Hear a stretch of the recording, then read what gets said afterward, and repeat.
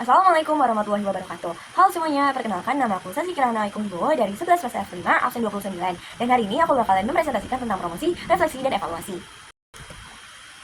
Pertama-tama kita mulai dengan promosi. Promosi merupakan salah satu kegiatan penting dalam upaya mempertahankan kelangsungan bisnis dan juga untuk meningkatkan kualitas penjualan.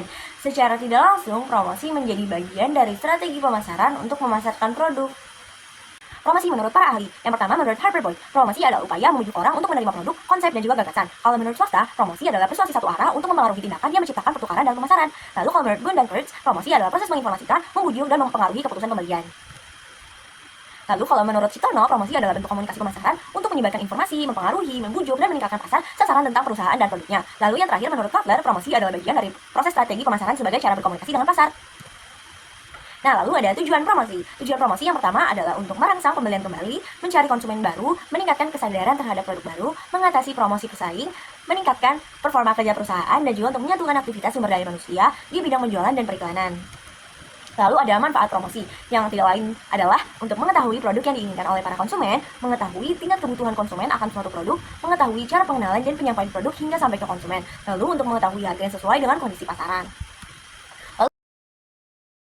Masih ada lagi nih manfaat promosi, yaitu untuk mengetahui strategi promosi yang tepat, mengetahui kondisi persaingan pasar dan cara untuk mengatasinya, menciptakan image sebuah produk dengan adanya promosi, dan juga untuk menyelaraskan aktivitas sumber daya manusia pada bidang penjualan dan juga periklanan. Lalu ada yang pertama, ada jenis strategi promosi, yaitu yang pertama ada periklanan. Periklanan merupakan sebuah bentuk komunikasi non-personal yang harus memberikan imbalan atau pembayaran kepada sebuah organisasi atau dengan menggunakan media massa. Adapun media yang biasa digunakan adalah televisi, surat kabar, majalah, dan lain-lain, dan masih banyak lagi. Nah, tapi ada juga nih kelebihan dan kekurangan dari periklanan. Kelebihannya adalah iklan memiliki jangkauan yang luas karena bisa disiarkan lewat media cetak dan siar. Iklan juga efektif untuk pencitraan produk, mempermudah positioning produk, mengenalkan produk secara ringan, dan mengingatkan konsumen terhadap produk lama. Iklan yang menarik dapat meningkatkan daya tarik produk dan memudahkan penyampaian informasi serta pengenalan fitur baru. Nah, kalau kelemahan iklan sendiri, iklan itu memerlukan biaya yang tinggi untuk produksi dan pembaruan. Selain itu, iklan itu juga sering diabaikan oleh konsumen. Lalu yang kedua itu ada promosi penjualan. Promosi penjualan merupakan kegiatan promosi yang dilakukan untuk mendorong konsumen agar segera melakukan pembelian. Promosi penjualan dapat berupa pemberian kupon, diskon hadiah langsung, atau bahkan sampel produk. Lalu yang ketiga adalah penjualan tatap muka atau personal selling. Personal selling merupakan sebuah proses di mana para pelanggan diberi informasi dan persuasi untuk membeli produk-produk melalui komunikasi secara personal dalam suatu situasi perekrutan.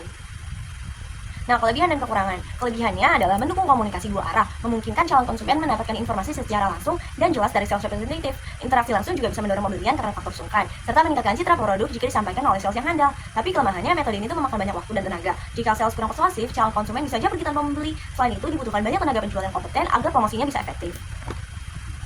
Lalu yang keempat ada hubungan masyarakat atau publisitas, merupakan bentuk komunikasi non-personal dalam bentuk berita sehubungan dengan organisasi tertentu atau tentang produk-produknya yang ditransmisi melalui perantara media massa dan tidak dipungut biaya sama sekali, tetapi bukan juga cuma-cuma.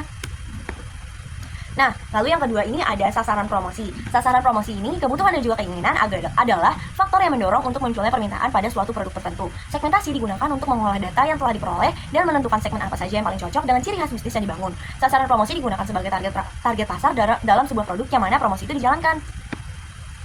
Nah, A. Para agen dan juga distributor yang bersedia menjualkan produknya. B. Pemerintah yang memerintahkan untuk memerlukan produk dari perusahaan tersebut. C. Mereka yang memiliki kekuasaan dan bisa membelinya. D. Seluruh masyarakat konsumen agar mereka mau membeli produk. E. Para pembeli atau pelanggan dari perusahaan tersebut. Dan F. Para pemakai produk tersebut pada waktu sekarang. Kita mulai pembahasan segmentasi. Yang pertama ada segmentasi demografi. Segmentasi demografi adalah pengelompokan pasar berdasarkan faktor seperti usia, jenis kelamin, pendidikan, dan juga pendapatan. Hal ini membantu menentukan produk yang tepat untuk dipromosikan. Contohnya, rendang cocok dipromosikan ke orang dewasa, tetapi bukan untuk bayi, karena tidak semua segmen cocok untuk produk tertentu. Lalu yang kedua ada segmentasi geografi. Segmentasi ini berdasarkan lokasi geografis seperti kota, provinsi, atau lingkungan. Hal ini membantu menyesuaikan promosi dengan kebutuhan khas setiap wilayah. Contohnya, wedang jahe lebih cocok dijual di daerah dingin seperti pegunungan. Lalu yang terakhir ada C, segmentasi psikologi. Segmentasi psikologi mengklasifikasikan target promosi berdasarkan kepribadian, kelas ekonomi, gaya hidup, dan juga preferensi.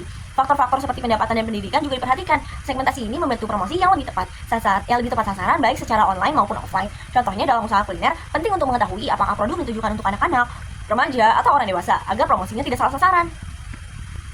Nah, lalu yang terakhir itu ada yang ketiga ada teknik promosi. Yang pertama, dari teknik-teknik promosi ini tuh masih ada banyak lagi jenis-jenis teknik promosi. Yang pertama adalah dengan menggunakan kupon. Kupon ini adalah sertifikat untuk mendapatkan potongan harga. Lalu yang kedua ada price of deals. Price of deals ini adalah potongan harga langsung di tempat pembelian, biasanya sejumlah 10 sampai 25%. Lalu yang ketiga ada premium and advertising specialties, yaitu barang gratis atau murah sebagai insentif. Lalu ada D, contest and sweepstakes. Itu adalah undian atau hadiah untuk menarik konsumen nih. Lalu yang E adalah sampling dan trial offers. Contoh produk gratis termasuk in-store sampling di toko, door-to-door sampling, meal sampling, newspaper sampling, on package sampling, mobile, dan juga mobile sampling. Lalu F ada brand placement, menampilkan produk di acara TV ataupun di film. Lalu ada G, rebates, pengembalian uang tunai setelah pembelian. Lalu ada frequency programs, program promosi berkelanjutan. Dan yang terakhir ada event sponsorship, menjadi sponsor di suatu acara besar untuk menjangkau banyak konsumen. Lalu ada laporan kegiatan usaha. Laporan kegiatan usaha adalah penyampaian informasi tentang pelaksanaan kegiatan usaha. Tujuannya adalah untuk menciptakan komunikasi yang jelas, lugas, logis, dan sistematis agar mudah dipahami oleh pihak lain. Manfaat laporan kegiatan usaha adalah untuk mengembangkan usaha dan menilai strategi dari sudut pandang investor, melatih berpikir kritis dan objektif, menjadi alat komunikasi ide kepada pihak lain, dan juga meningkatkan keberhasilan wirausaha. Nah, ini adalah beberapa langkah penting dalam menganalisis laporan. Yang pertama, kalian harus menyimak laporan dengan seksama untuk menangkap informasi. Yang kedua, untuk memahami isi laporan secara lengkap seperti bentuk, isi, dan juga kebahasaan. Lalu yang ketiga, ada menguraikan secara rinci isi pokok laporan. Yang keempat, mengecek secara cermat tiap hal yang dilaporkan. 5. Tidak mencampur adukan fakta dan opini. 6. Melakukan kajian terhadap kebenaran dan ketepatan laporan. 7. Memberikan pandangan atau pendapat berdasarkan teori atau referensi. Nah, yang perlu dianalisisnya adalah beberapa hal ini. Yang pertama ada bidang kegiatan usaha, yang kedua ada rugi atau laba, yang ketiga itu keuangan, keempat permodalan, kelima administrasi dan pembukuan, keenam ketenaga kerjaan, ketujuh pemasaran, dan juga yang terakhir kedelapan organisasi. Analisis laporan keuangan. Analisis laporan keuangan adalah evaluasi atau penafsiran terhadap neraca, laporan laba rugi, dan laporan perubahan posisi keuangan perusahaan. Tujuannya adalah untuk memahami kondisi dan perkembangan perusahaan. Analisis ini penting karena membantu menilai posisi keuangan dan perubahan yang terjadi minimal selama 2 tahun terakhir, guna menggambarkan pertumbuhan dan keadaan perusahaan yang sebenarnya.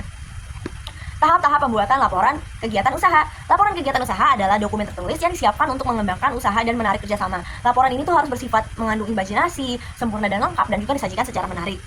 Sistematika laporan. Yang pertama itu ada cover, kata pengantar, daftar isi, tabel, gambar, dan lampiran. Di bab pertama yang isinya pendahuluan adalah latar belakang, tujuan kegiatan, kegunaan kegiatan, dan juga kajian teori. Lalu di bab 2 isi utama laporan berisi tentang rencana kegiatan, proses pelaksanaan kegiatan, dan juga laporan keuangan. Lalu di bab ketiga isinya adalah kesimpulan dan saran. Di bab 3 itu isinya ada kesimpulan, saran, daftar pusaka, dan juga lampiran-lampiran yang dapat berisi data, catatan, harga bahan, dan lain-lain. Kewajiban pengelola usaha dalam pembuatan laporan kegiatan usaha. Yang pertama, memahami pentingnya laporan kegiatan usaha. Yang kedua, mampu mendistribusikan laporan, baik yang bersifat umum maupun khusus. Yang ketiga, menyiapkan sarana, data, dan teknis penyusunan laporan serta latihan penyusunan. Prinsip penyusunan laporan kegiatan usaha yang pertama adalah tepat waktu, teliti dan benar dan dapat dipercaya, berjalan sederhana, dan ada standarisasi juga mempunyai nilai atau manfaat. Nah, sekian presentasi tentang promosi, refleksi, dan evaluasi dari saya. Kurang lebihnya mohon maaf. Wassalamualaikum warahmatullahi wabarakatuh.